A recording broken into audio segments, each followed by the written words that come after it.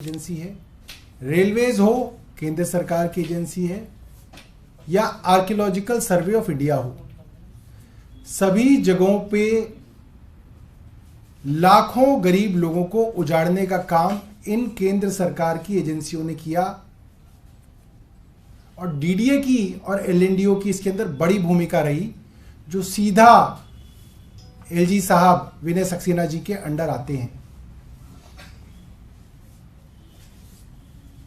अभी तक लाखों लोग बेघर हुए,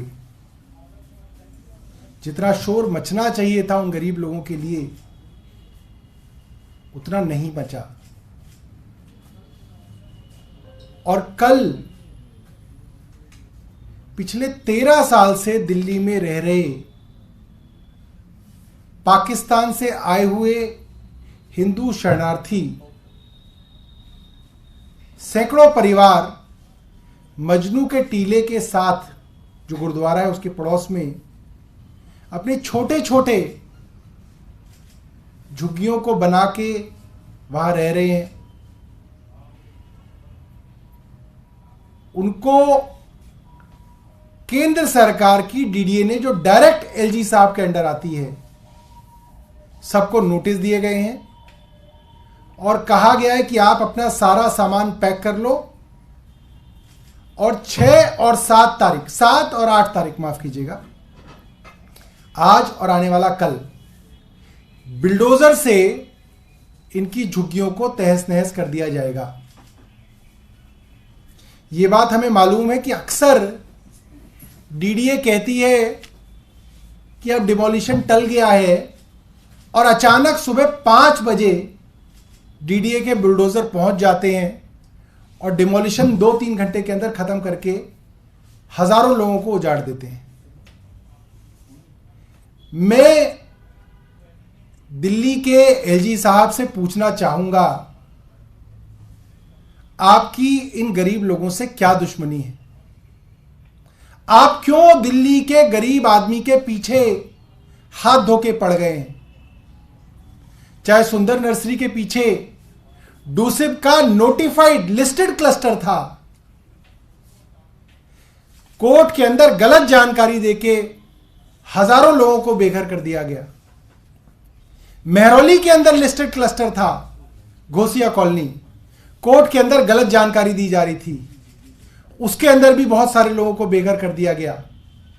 बाद में कोर्ट ने उसके अंदर स्टे दिया।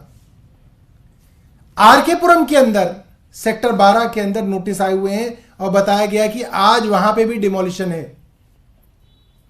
मैं एलजी साहब से जानना चाहूंगा, क्या ये बातें आपके संज्ञान में नहीं है? मैं जानता हूं ये कहेंगे मेरे संज्ञान में नहीं है। अगर आपके संज्ञान में नहीं है तो आप डीडीए के चीफ इंजीनियर को आज सस्पेंड कर दीजिए। बता दीजिए दिल्ली वालों को कि जो हो रहा है वो आपके संज्ञान में नहीं था, गलत हो रहा था, इसलिए अफसर पे आपने कार्रवाई की। आपका डिपार्टमेंट है, एलजी साहब चेयरमैन है डीडीए के। दिल्ली के लोग इंतजार कर रहे हैं। एलजी साहब, मैं बता रहा हूं आपको, एलजी साहब कहेंगे नहीं, आम आदमी पार्टी झूठ बोल रही है, मुझे तो मालूम ही नहीं था। अगर नहीं मालूम था तो एलजी साहब चीफ इंजीनियर को सस्पेंड करें, अभी करें। दूसरी बात हो सकता है एलजी साहब क्या कहेंगे, वो कहेंगे मेरा नहीं है, कोर्ट का ऑर्डर है, एनजीटी का ऑर्डर है। एनजीटी का ऑर्डर आज का नहीं है, पहली बात। और एनजीटी के अंदर जब मुकदमा चला तो डीडीए ने क्या पक्ष लिया? क्या डीडीए ने इन हिंदू शरणार्थियों का पक्ष लिया? नहीं लिया। लिया हो तो दिखाएं। और अगर एनजीटी ने ऑर्डर कर दिया तो क्या डीडीए सुप्रीम कोर्ट गया? क्यों नहीं गया? एलजी साहब बताएं।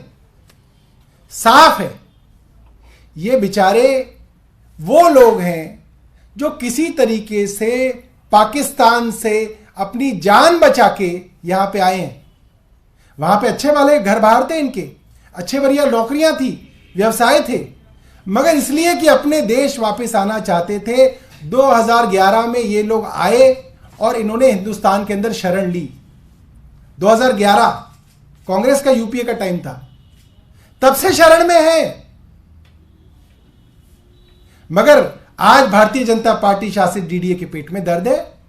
क्यों निकालना चाहते हो आप इनको? कहां जाएंगे? मैंने आज वीडियो देखी उनकी, वो लोग कह रहे हैं छोटे छोटे बच्चे हैं, स्कूलों में पढ़ते हैं। कोई कह रहा है कि हमारे स्कूल के अंदर जाने वाले बच्चों के बोर्ड में एग्जाम है। कोई कह रहा है मेरी बेटी लॉ कर रही है, आप उनको बेघर कर देंगे, उजाड़ देंगे। कहां जाएंगे वो? क्या दिल्ली के एलजी साहब जो रोज दिल्ली सरकार के कामों के अंदर जांच करने जाते हैं, अपने विभाग को भी पता करेंगे कि वहां क्या हो रहा है? अपने डीडीए की खबर नहीं है, दूसरे के विभागों के अंदर जांच पड़ताल कर रहे हैं। एलजी साहब इसका जवाब दें कि क्यों दिल्ली से इन हमारे भाइयों बहनों को उजाड़ने की साजिश एलजी साहब के विभाग डीडीए ने की। इसका जवाब दिल्ली वाले जानना चाहते हैं, इसका जवाब पूरा देश एलजी साहब से जानना चाहता है। सर, बीजेपी और केंद्र सरकार सीए लाने, ये नोटिस है जो कल और परसों वहां पे बांटे गए हैं। कई जगह छोटे छोटे चैनलों ने उसकी वीडियोस यूट्यूब पे डाली है कि उन सब लोगों ने, बेचारों ने अपने घर जो है पैक कर लिए हैं और उनको डर है कि आज और कल बुलडोजर का बड़ा एक्शन उन पे होने वाला है। सवाल ये है कि सीए लाने की तैयारी है केंद्र सरकार कर रही है। आप कह रहे हैं कि 27 लोग हैं पाकिस्तान से आए थे, तो फिर ये तो इनके साथ ऐसा क्यों हो रहा है? ये तो एलजी साहब बताएंगे कि क्यों हो रहा है, क्यों कर रहे हैं केंद्र सरकार इस तरीके का, क्यों उनको जो है उजाड़ना चाह रहे हैं। सौरभ जी, आपको क्या लगता है इनको अगर नागरिकता मिल जाती तो शायद ये स्थिति नहीं होती? अभी उनके पास नागरिकता नहीं, ये एक बड़ी समस्या है। पहली बात, इसका समाधान है क्या? नहीं, आज की तारीख में भी कानून में ये प्रावधान है कि आप इन्हें नागरिकता दे सकते हैं, नंबर 1।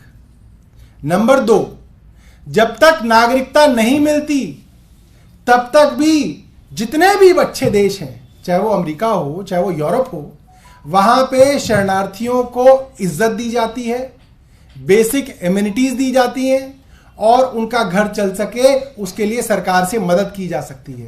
कोई पाबंदी नहीं है इस वक्त। ये भारतीय जनता पार्टी बेवकूफ बनाती है, भारतीय जनता पार्टी की केंद्र सरकार बेवकूफ बनाती है। कोई पाबंदी नहीं है इन लोगों को सहूलियत देने में। आज डीडीए एक पत्र लिख दे, मैं आपको डूसिब की तरफ से, मैं आपको डूसिब के वाइस चेयरमैन होने की तरफ से कह रहा हूं, डीडीए जो लैंड ओनिंग एजेंसी है, एक पत्र मुझे लिख दे, हम उनको सभी सहूलियतें वहां पे देंगे, हम तैयार हैं देने के लिए। डीडीए इसके अंदर टांग ना अड़ाए, बेचारे गरीब लोगों को बेघर ना करे। सर, इतने बड़े स्तर के ऊपर रैन बसेरों पे जाने का इनके पास विकल्प रखा गया, आपको लगता है कि एकोमोडेट करने की स्थिति है इतनी बड़ी संख्या के अंदर? मैं अपने पत्रकार भाइयों से जानना चाहूंगा, क्या आपने कभी रैन बसेरा देखा है? क्या रैन बसेरे के अंदर एक परिवार अपनी बीवी, अपने जवान बच्चों को लेकर रह सकता है? क्या यह संभव है? यह पिछले 1.5 साल के अंदर यह मखौल बनाया जा रहा है कानून का कि हर कोर्ट के अंदर जाके कह दिया जाता है साहब हम इनको उजाड़ देंगे, डूसिब के रैन बसेरे में रह लेंगे। अरे भाई, डूसिब के रैन बसेरे में परिवार कैसे रह सकता है? डूसिब के रैन बसेरे में आप रात बिता सकते हैं सिर्फ, और वो भी बेसिकली जनरली जो सिंगल लोग हैं वो उन रैन बसेरों के अंदर रह सकते हैं। आप ये कैसे कल्पना कर सकते हैं कि कोई परिवार अपने बच्चों के साथ रैन बसेरे के अंदर रहेगा? कहां खाना बनाएगा, कहां नहाएगा, कहां शौच करेगा, कहां पढ़ेंगे उनके बच्चे? ये सोचा ही नहीं जा रहा। मजाक उड़ाया गया इस डीडीए के नोटिस के अंदर। गरीबों का क्या मजाक उड़ाया गया, कहा गया द्वारका के रैन बसेरे के अंदर जाके चले जाओ। कमाल हो गया। एलजी साहब को यह भी नहीं मालूम कि मजनू के टीले से द्वारका कितना दूर है, और रैन बसेरे के अंदर क्या लोग अपने परिवार के साथ रह सकते हैं? तो एक और सवाल है, ईडी कोर्ट गए थे दोबारा, फिर से 16 तारीख को पेश होने के लिए कहा है कोर्ट ने सीएम केजरीवाल को। दोबारा ईडी कोर्ट गई है, शिकायत की है कि समय पर हाजिर नहीं। देखिए, ईडी तो कई बार कोर्ट जा चुकी है, मगर समस्या यह है ना ईडी को कोर्ट पे भरोसा है, ना ईडी को कोर्ट की तारीखों पे भरोसा है।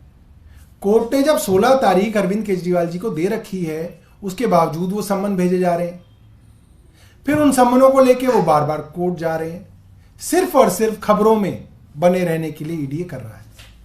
कल ईडी की कार्रवाई टीएमसी लीडर के ऊपर हुई। रात में सीएम ने ट्वीट किया कि अगर वो बीजेपी शामिल हो जाएं तो उनको ईडी के नोटिस आने बंद हो जाएंगे, और उन्होंने कहा कि समय बड़ा बलवान है, प्रधानमंत्री थोड़ा ऊपर वाले से डरिए। देखिए, आज मैं सुबह सुबह मॉर्निंग वॉक पे घूम रहा था और कई बिजनेस मैन मेरे साथ घूम रहे थे, और चलते चलते उन्होंने एक बात कही। हालांकि हमारे समर्थक नहीं थे भारतीय जनता पार्टी समर्थक, मगर चलते चलते बोले, यार बाकी कुछ ठीक है बट तुम्हारी पार्टी की एक बात तो माननी पड़ेगी, तुम्हारा नेता इनके आगे झुका नहीं। तो आज देश के अंदर ये बात हर आदमी समझ रहा है, चाहे वो कांग्रेस हो, चाहे वो बीजेपी से हो, चाहे वो आम आदमी पार्टी से हो, कि अरविंद केजरीवाल एक ऐसे नेता हैं जो भारतीय जनता पार्टी के सामने झुकने से इनकार कर रहे हैं। आज अगर अरविंद केजरीवाल झुक जाएं तो मनीष सिसोदिया जी भी बाहर आ जाएंगे, सत्येंद्र जैन साहब को भी बेल मिल जाएगी, संजय सिंह जी भी बेल पे आ जाएंगे, सब कुछ ठीक हो जाएगा। ईडी भी अपनी कार्रवाई जो है ठंडे बस्ते के अंदर डाल देगी, और इसके एक दो नहीं दर्जनों उदाहरण हैं। हाल ही में टीएमसी का उदाहरण सबको मालूम है। जनवरी के महीने में ईडी ने छापा मारा था, बताया जा रहा था कि वो बहुत बड़े भ्रष्टाचारी हैं। म्युनिसिपल कॉरपोरेशन भर्ती घोटाले के अंदर नाम आ रहा था। कल भारतीय जनता पार्टी ज्वाइन कर ली और बताया जा रहा है कि बहुत जल्द भारतीय जनता पार्टी की तरफ से लोकसभा का चुनाव लड़ेंगे। तो ये तो देश की हकीकत है, ये तो अब सबको पता है, किसको नहीं पता है। सीएम ने आज एक इम्पोर्टेंट मीटिंग बुलाई है, इमरजेंसी कैबिनेट मीटिंग। बिजली को लेकर कहा जा रहा है, सब्सिडी को लेकर कुछ फैसला होगा, क्या कुछ उस मीटिंग में हो सकता है? देखिए, मैं अभी ऑफिस नहीं पहुंचा, मेरे को जानकारी नहीं है, तो जैसी जानकारी मिलेगी मैं बताऊंगा। सौरभ जी, एलजी काफी एक्टिव दिख रहे हैं इन दिनों, और ट्विटर के ऊपर चाहे खत के जरिए वो कटघरे में लगातार खड़ा कर रहे हैं दिल्ली क्लीनिनेस जो है उनकी समस्याओं को, नरकीय जीवन का है। देखिए, बड़ी मजेदार बात है, एलजी साहब ने 3 विभागों की कमियां बताई। किराड़ी गए, बुराड़ी गए, संगम विहार गए। 3 विभाग जिनकी कमियां उन्होंने खुद बताई, वो विभाग कौन से हैं? Municipal corporation of Delhi, Delhi जल बोर्ड, इरिगेशन फ्लड कंट्रोल। इन तीनों विभागों के अधिकारी जो उच्च अधिकारी हैं वो एलजी साहब के चहेते अफसरों में से हैं। एलजी साहब क्यों उनके ऊपर कार्रवाई नहीं कर रहे, क्यों नहीं सस्पेंड किया एलजी साहब ने? मुख्यमंत्री जी ने तो खुद निवेदन कर दिया उनको कि भाई अगर ये अफसर काम नहीं कर रहे, दिल्ली वाले दुखी हैं, आप देखकर भी दुखी हैं, सीएम कह रहे हैं मैं भी दुखी हूं, इनके ऊपर कार्रवाई कीजिए, तो एलजी साहब सस्पेंड क्यों नहीं कर रहे उनको? ये सवाल आज पूरी दिल्ली पूछ रही है। इंतजार कर रहे हैं लोग कि एलजी साहब उन पे कार्रवाई क्यों नहीं कर रहे। कार्रवाई इसलिए नहीं हो रही क्योंकि वो लोग जब दिल्ली की जनता को परेशान कर रहे हैं तो एलजी साहब को मौका मिल रहा है बाहर जाके ट्वीट करने का। तो एलजी साहब का इसमें फायदा है। दिल्ली की जनता को परेशान करने में एलजी साहब को मौका मिल रहा है, और एलजी साहब चाह रहे हैं कि ऐसा चलता रहे, स्टेटस को रहे इस तरह से, वरना एलजी साहब अभी तक कार्रवाई कर देते। और ये मामला सिर्फ यही नहीं है, कई बार एलजी साहब को चिट्ठी लिख के कहा गया है कि हेल्थ सेक्रेटरी ठीक काम नहीं कर रहे, कार्रवाई कीजिए। एलजी साहब नहीं कर रहे कार्रवाई। तो ये तो अब दिल्ली की जनता को सबको साफ होता जा रहा है कि एलजी साहब दिल्ली में क्या करना चाह रहे हैं।